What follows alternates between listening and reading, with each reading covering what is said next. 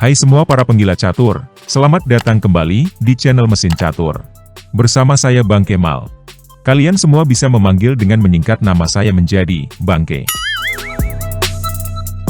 Untuk video kali ini, saya akan menyuguhkan sebuah partai yang sangat brutal.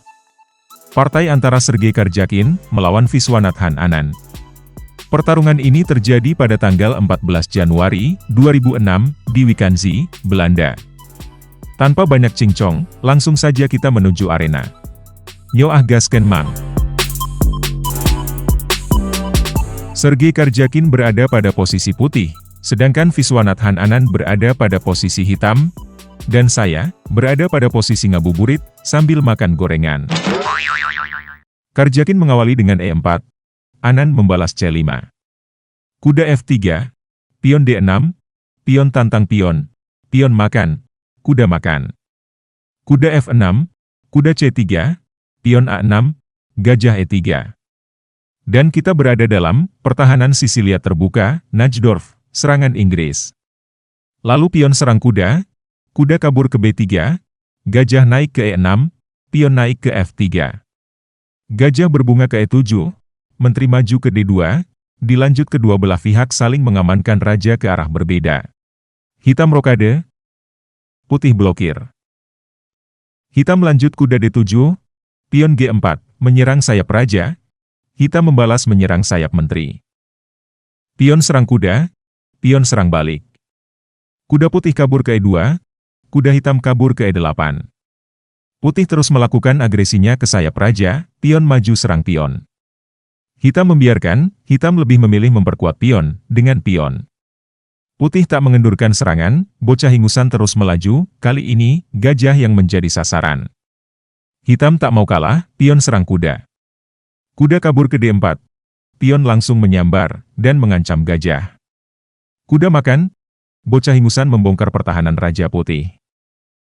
Raja mingser ke B1, pion hajar pion, skak, kuda ambil pion, gajah naik ke B3. Pion makan, kuda menutup lubang di file A, kuda jumping ke E5. Kemudian pion H4, benteng A5, menteri C3. Langkah yang menurut mesin catur adalah sebuah kesalahan. Seharusnya menteri nangkring di B4, dengan ancaman gajah, menggarpu menteri dan benteng.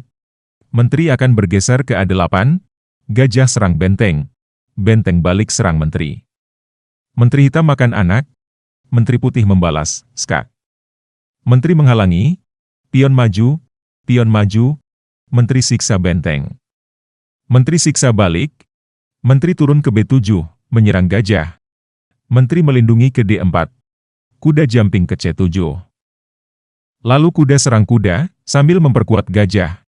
Benteng merapat dengan atasannya, dibalas kuda timpa pion, sambil mengancam menteri, gajah gebuk kuda. Menteri gebuk balik, menteri gebuk raja, skak. Gajah menghalangi, kuda sikat gajah, menteri membela, menteri cocol menteri, dan setelah benteng cocol balik, putih akan unggul satu pion, serta pasukan pion yang sudah berada jauh di depan, dan tentunya akan menguntungkan buat putih. Kita kembali ke permainan. Setelah menteri ke C3, menteri hitam A8, membidik pion E4. Gajah menghalangi, kuda jumping ke D7, mengorbankan diri.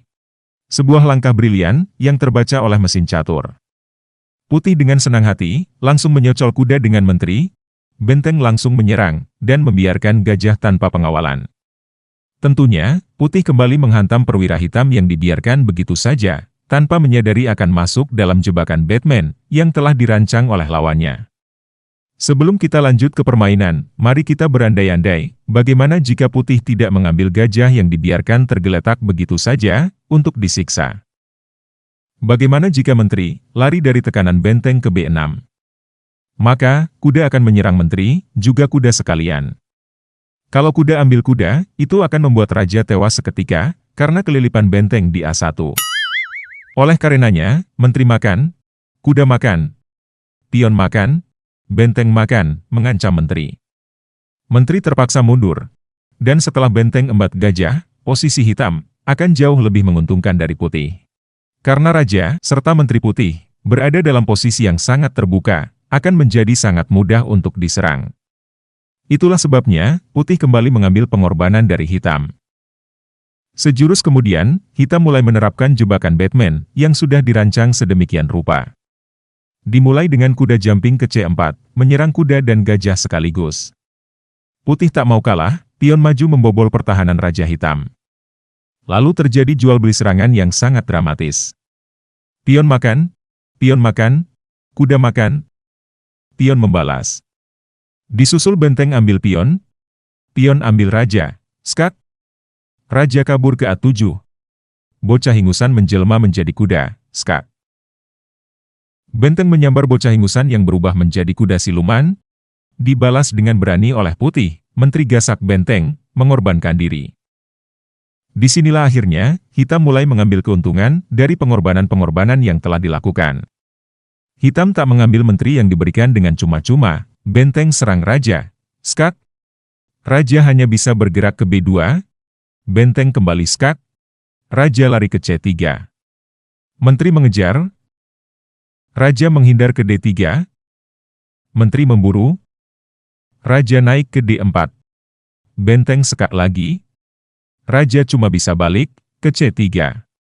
Setelah menteri memepet raja ke C4, Sergei Karjakin mengibarkan bendera kuning, karena dalam beberapa gerakan, rajanya pasti akan tewas.